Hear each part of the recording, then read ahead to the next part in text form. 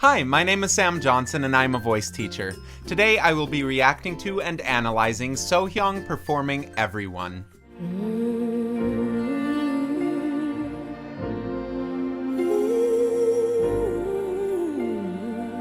I like the agility on her voice. So far, she's started in a really light vocal coordination. A lot of times when you hear that kind of coordination, people will assume that it's head voice. I don't think it is because the notes that she's singing are way too low for head voice to have the sound quality that she has right now. So I think that she's singing in chest voice. It's just got some of those same sound qualities that we associate with head voice, such as a little bit of breathiness, quiet, all of those things. And because she's asking for those sound qualities at the bottom of her voice, it sounds completely connected up to the top of her voice.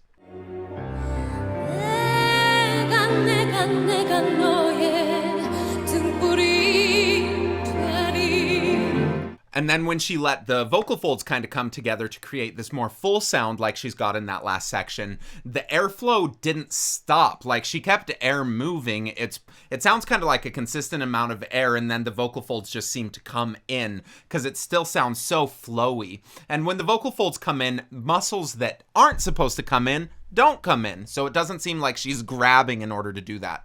It takes a lot of skill to go between such a breathy sound that she was using, such a light sound, and then on the same phrase go into a really full sound. And I think it's actually a really good thing for people who are less skilled to try to do. It's one of my favorite exercises, trying to start on a really quiet note and then crescendo into a bigger note, because it just forces you to figure stuff out. Like, if you can go on a crescendo, for example, on the B flat that she's doing, and start with it being really gentle and quiet and even letting a little bit of breath sound come in and then grow into that full voice sound, you really just figure out how to sing through your bridges.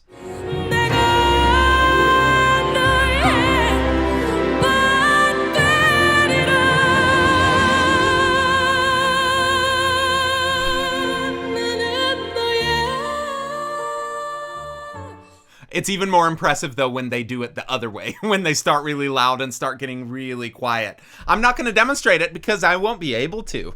Like, I can't make those sounds. It's hard to do. It shows a lot of technical proficiency. She's really good. And then through that, she's still telling a story. And let's not forget that. That's the most important part of all of this. And the sounds that I'm talking about and the skill and the technical side of stuff is just there so that she can connect with her audience. And I think that she's so present in the story that she's telling, and she just trusts that all the sounds that she's using, that she'll be able to make them really effectively. And so she's able to give completely to the story, where I think a lot of people get kind of caught in that cycle and they're not able to tell the story as well as they want because they're too concerned with whether or not they're going to be able to make the sounds that they want to make for it. So that's the point of figuring out technical stuff. It's not to be like, oh wow, that's technically so awesome. It's so that you can tell the story without anything getting in the way.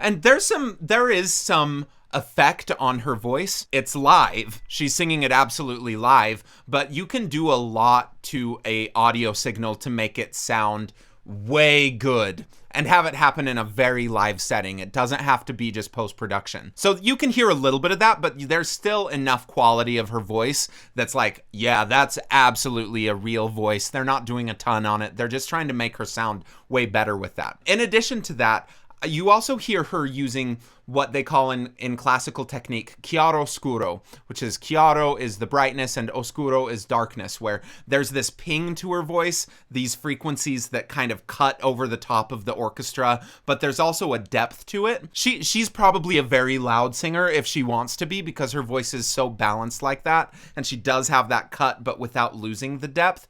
That said, like, she's still letting the mic do all the work. That's why she's able to go into those teeny tiny little quiet places, because she's not trying to fill this massive arena with sound that's just generated from her body. Like, she's trusting that the technical part of it is there to assist her, and that it makes it so that she doesn't need to compensate for the size of the arena or the size of the venue.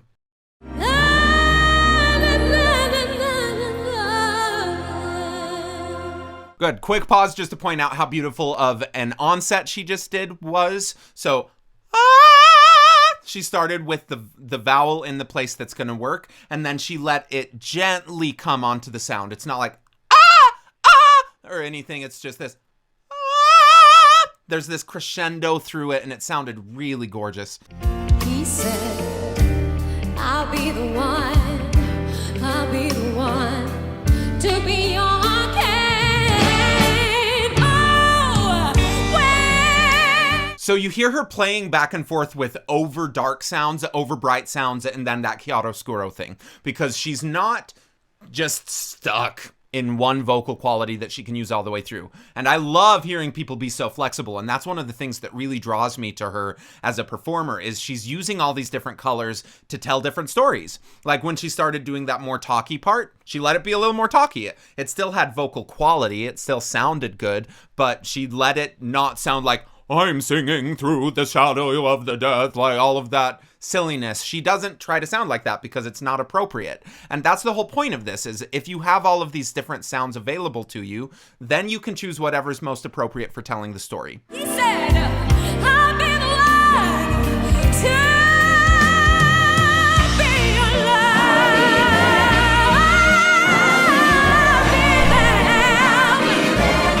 That two that she did, two is a really hard vowel to sing in a full voice. I already know I'm probably gonna cry with this. Like, she's really, really good. And sometimes when I'm watching people who are really good, like, even if I don't, it just gets you, you know? That's the thing, and that's the whole reason that you're watching this, is because you think I'm gonna cry. And guess what? You might be right. Anyway, the two that she did, if you overround it, then it's going to just throw it completely up into a flipped kind of sound. She doesn't do that. If you pause any 1 second or just split frame of that vowel, and you were to ask what vowel she was singing, most people would probably say because she opened it into to, but because she kind of rounded it a little bit at the end, it sounds like two. Because we know that the word is two, it sounds like two. And so on these bridge areas, and especially as we start getting up above a high C, you just need more space. And so those narrow vowels like oo and e start getting kind of modified into to or te. Smile, so smile, so you have faith. You should be gone. Stay with me. That time she did flip it for that E, so she didn't need to give as much space, but you can still see there's about a thumb's worth of space between her teeth when she does that.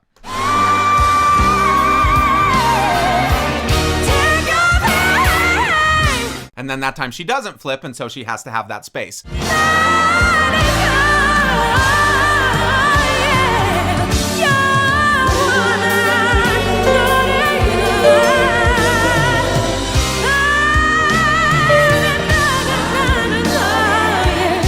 So up until about the C, we'll hear her go into that more dark kind of tone, and then there's that little tonal shift that happens when she gets to the D and the D sharp, and it brightens quite a bit. That said, like, she's approaching it in a way that's not pulley. And I think a lot of times people misunderstand me when I say we don't want to, like, open too wide, because the point of not opening too wide like that is so that we don't get caught in, like, pulling chest voice feeling up really high. She's obviously not.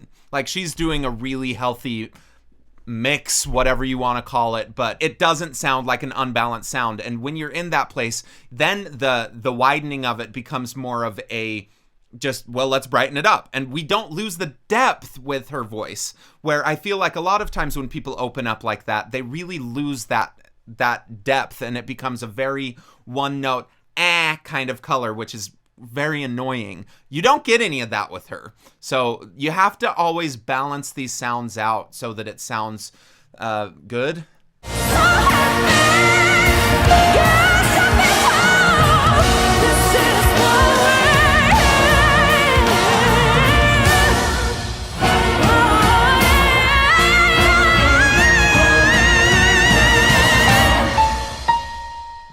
Gnarly.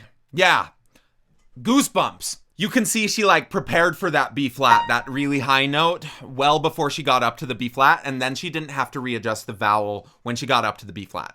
So if you are going to do that, you kind of have to. Like, and that's why when classical sopranos who have to sing up there all the time sing, like, the bottom of their voice sometimes it just has a different quality because they're doing it in service of the top end, where I'm not hearing her do that. It's just that, like, on that one phrase, she knew that has to work, and she kind of shows her teeth, and you can see her kind of gear up with that. And then she goes up, but the mouth doesn't change. So really, really well done.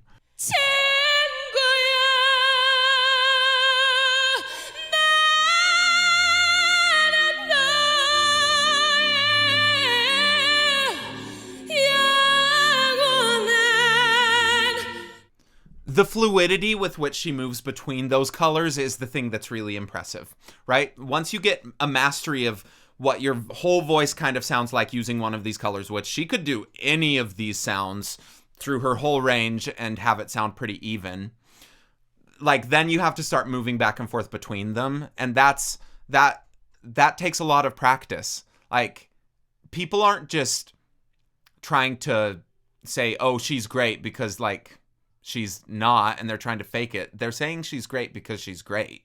Technically, great.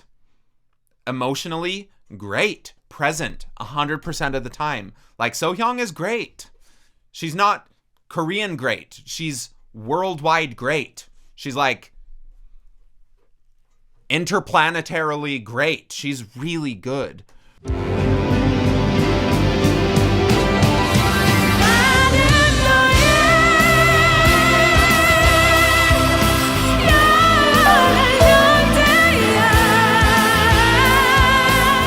I also love hearing her vibrato, especially on these big belty notes, because a lot of times when people go into more of a belt coordination, it introduces some tension, and that sacrifices the vibrato. So because you can hear the vibrato like that, and everything sounds good, that's a pretty safe assumption that she's doing stuff really well. Because vibrato happens just like, it's this unicorn that happens when everything is working in a good way, and it allows the mechanism to kind of oscillate in a way that creates that up and down frequency. It's a result of good singing. So because it's a result of good singing, once people get into a place that the vibrato's coming out really, really well and everything else is feeling pretty good, we can then use that as almost a trick to get into that good singing place, where if you can sing it with the vibrato, that's awesome. But if you don't want the vibrato on that tone, then like start with the vibrato to find the sensation and then go for the straight tone, and then skip off the training wheel of starting with vibrato and just start with the straight tone. But what she's doing, like, it's just another example of, okay, she's not clamping anywhere.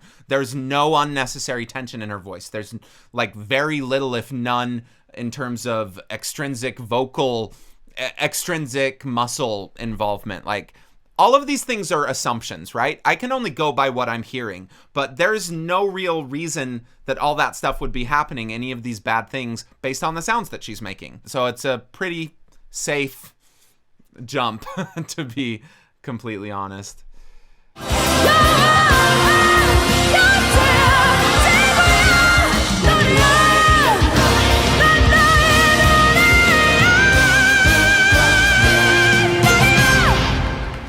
I love it. Yeah, she's awesome. I mean, she's, of all of the singers that I have done these reactions to, like, she's probably the most technically there. I mean, she's really freaking good. You cannot understate how good Sohyang is. Another really impressive thing to me is just the tessitura that she sings at, because she doesn't just go up into these notes and have it be a one-off and then come back down and spend most of the time in easy low note area. Like, she spends all of her time up in this range that most people really struggle with. And because you're able to spend that much time up there, like, you can't be doing things wrong, because if you just are able to go up there for a second but there's a little bit of squeeze and you can kind of get away with it and you cover it up, like, that's totally different than spending as much time as she is spending up there. Next level singing, just fantastic stuff. And I heard that this was a contest. Like, I might be totally wrong because I didn't research that much, but I also heard that she didn't win it, and that is a crime against humanity if it is the truth. So, justice for Sohyang. Thank you for watching. Please like, subscribe, leave a comment below, go check out my other videos, and ring the bell so that you don't miss any of my future uploads. Thank you.